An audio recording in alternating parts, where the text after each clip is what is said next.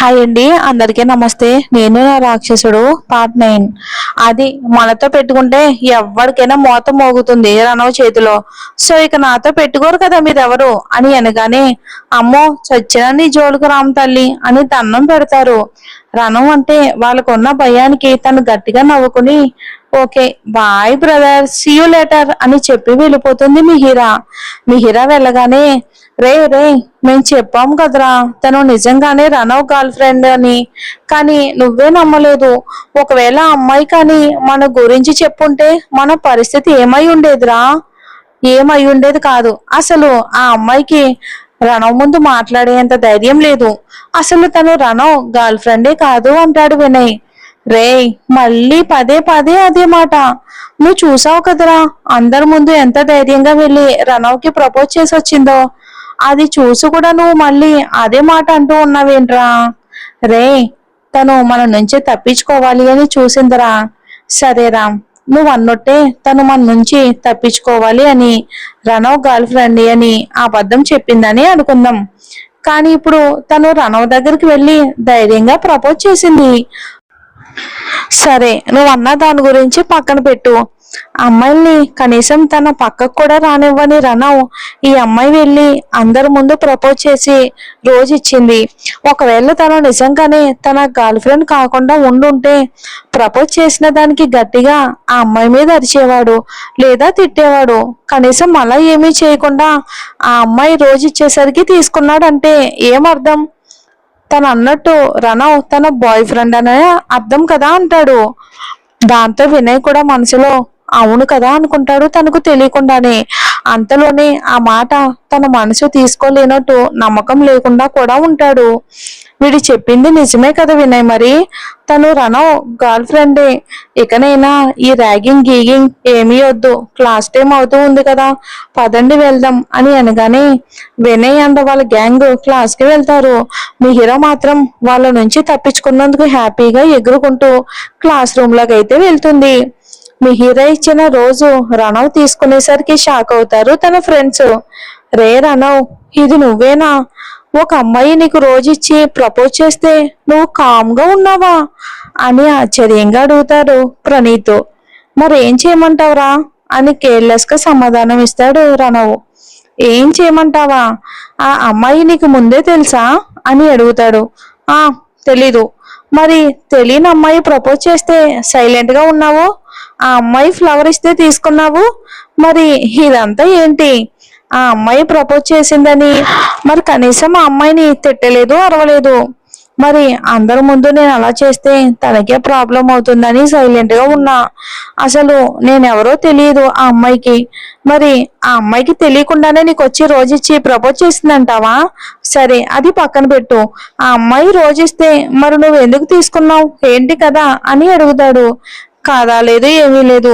నన్ను చూస్తేనే ఇక్కడ అందరూ భయపడుతూ ఉంటారు. అలాంటిది నా దగ్గరకు వచ్చి ధైర్యంగా ప్రపోజ్ చేసింది.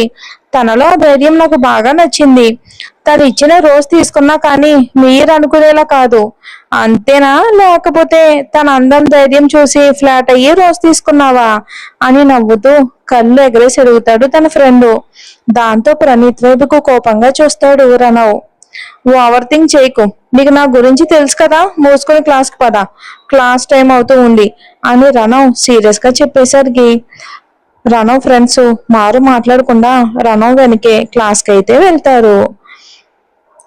మిహిరా క్లాస్ రూమ్ లోకి వచ్చేసరికి అప్పటికే చాలా మంది స్టూడెంట్స్ అందరూ వచ్చుంటారు. మిహిరా ఖాళీగా ఉన్న బెంచ్ దగ్గరికి వెళ్ళి కూర్చుంటుంది. చుట్టూ చూస్తూ ఒక్క రోజుకే చాలా మంది ఫ్రెండ్స్ అయిపోయినట్టున్నారుగా, మనం మాత్రం సోలో. చూద్దాంలే ఈవినింగ్ లోపు మనకి ఎవరైనా ఫ్రెండ్స్ కాకుండా పోతారా ఏంటి అని అనుకుని ఖాళీగా ఉండకుండా ఫోన్ చూసుకుంటూ ఉంటుంది మిహిరా. అప్పుడే లోపలికి వచ్చిన ఒక అమ్మాయి అందరూ ఎవరి ప్లేసెస్ లో వాళ్ళు కూర్చునేసరికి ఎక్కడ కూర్చోవాలో అర్థం కాక చూస్తూ ఉంటే మిహిరా పక్కన ఖాళీ ప్లేస్ ఉండడం చూసి అక్కడికి వస్తుంది తను. ఎక్స్క్యూజ్ మీ అని అనగానే తల తిప్పి ఆ అమ్మాయి వైపుకు చూస్తుంది. నేను ఇక్కడ కూర్చోవచ్చా అని అడుగుతుంది. కూర్చో అని కాస్త పక్కకు జరిగి కూర్చుంటుంది మిహిరా. దాంతో అమ్మాయి మిహిరా పక్కన కూర్చుంటుంది. హాయ్ ఐఎమ్ దీప అని షేక్ హ్యాండ్ ఇస్తుంది. హాయ్ ఐఎమ్ మిహిరా అని షేక్ హ్యాండ్ ఇస్తుంది. మిహిరా అంటే అర్థం సన్ కదా. ఏమో నాకేమీ అర్థాలు తెలియదు, మా డాడీ పెట్టారు అంటుంది. ఇక వీళ్ళు అలా మాటల్లో ఉండగానే లెక్చరర్ రావటంతో వీళ్ళ మాటలకి బ్రేక్ పడి క్లాస్ వినడం మొదలు పెట్టారు.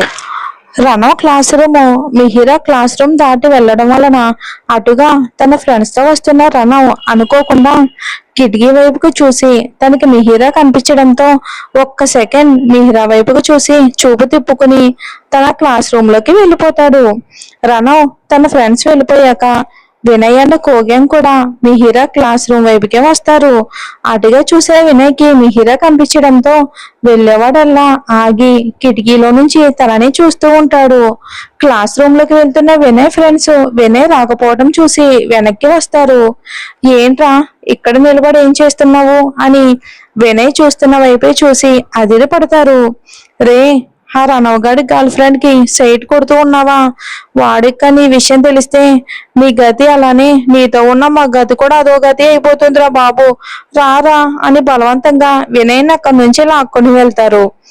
ఆఫ్టర్నూన్ వరకు మిహిరా వాళ్ళకి కంటిన్యూస్ గా క్లాసెస్ జరుగుతూ ఉంటాయి. ఆఫ్టర్నూన్ లంచ్ అయ్యాక ఇద్దరు క్యాంటీన్ నుంచి క్లాస్ రూమ్ కి వస్తారు. మిహిరా, నీకు మన సీనియర్ సార్ రణవ్ తెలుసా అని అడుగుతుంది. హా, ఎలా తెలుసు అని అడుగుతుంది. ముందు నువ్వు చెప్పు, నీకెలా తెలుసు రణవ్ అని అంటుంది. రణవ్ అని గట్టిగా అనుకో, రణవ్ సార్ అనాలంట. ఏంటి, రణవ్ సార్నా? ఎవరు చెప్పారు అలా పిలవాలి అని? మన క్లాస్ వాళ్ళు మాట్లాడుకుంటూ ఉంటే విన్నాను. ఈ కాలేజ్ రణవ్ సార్ వాళ్ళదంట. అందుకే రణవ్ సార్ అంటే అక్కడ ఉన్న సీనియర్స్ జూనియర్స్ అందరికీ భయం, ఇంక్లూడింగ్ లెక్చరర్స్ కూడా రణవ్ సార్ ఎలా చెప్తే అలా వింటారంట. ఓ, అంటే రణవ్ అంటే ఇక్కడ అందరికీ భయం అన్నమాట. ముల్లో కాలని భయపెట్టేవాడు రావణుడైతే ఇక్కడేమో ఈ రణవ్ అందరినీ భయపెడుతూ ఉన్నాడు. ఇంతకీ రణవ్ అని కాదు రావణ్ అని పేరు పెట్టుంటే కరెక్ట్ గా సరిపోయి ఉండేదేమో కదా. అలా అనుకో. ఎవరన్నా కానీ నీ మాటలు విని రణవ్ సార్కి చెప్తే ఇక నీ పని అంతే అబ్బా. మీరు భయపడినట్టు నేను భయపడను. మిహిరా మిహిరా వాసుదేవ్ అని కాలర్ ఎగరేస్తూ చెప్తుంది గర్వంగా మన మిహిరా. మరి అలాంటి మిహిరా రణవ్కి ఎందుకు అంత భయపడుతుంది? చూద్దాం మరి ఏం జరుగుతుందో. సారీ అండి, చాలా చిన్న ఎపిసోడ్ వచ్చింది. నెక్స్ట్ లాంగ్ ఎపిసోడ్ ఇస్తాను. Thanks for watching. అలానే మన స్టోరీ నచ్చితే ఒక లైక్ చేసి మన ఛానల్ని సపోర్ట్ చేసి హైప్ అన్న ఆప్షన్ని క్లిక్ చేయండి. స్టోరీ చాలా చాలా ఇంట్రెస్టింగ్ గా ఉంటుంది.